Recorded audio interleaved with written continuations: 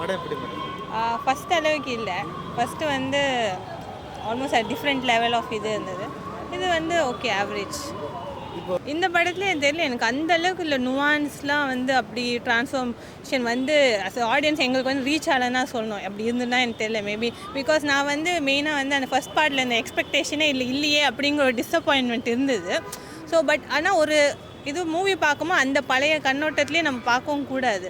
So எனக்கு வந்து அது ரீச் ஆகலை.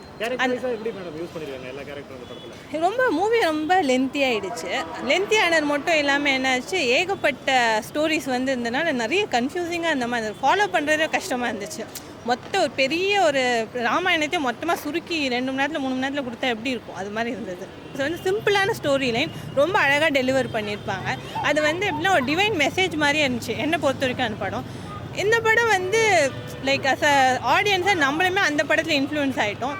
ஆஸ் அ என்ன சொல்கிற டேரக்டராகவும் அவருமே வந்து அதில் நிறைய அந்த எக்ஸ்பெக்டேஷன் கேரி பண்ணி இந்த படம் டெலிவர் பண்ணனால அந்த அளவுக்கு சக்ஸஸ்ஃபுல்லாக கொடுக்க முடியலையோ அப்படிங்கிறது எனக்கு. உங்களுக்கு படம் பிடிச்சிருக்கு?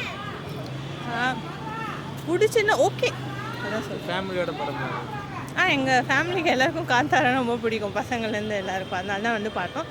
பட் என் பொண்ணுக்கு என்னவோ இந்த படம் ரொம்ப பிடிச்சிருந்ததுன்னா எனக்கு வந்து ஃபஸ்ட்டு மூவி தான் ஃபேவரட். ஓகே.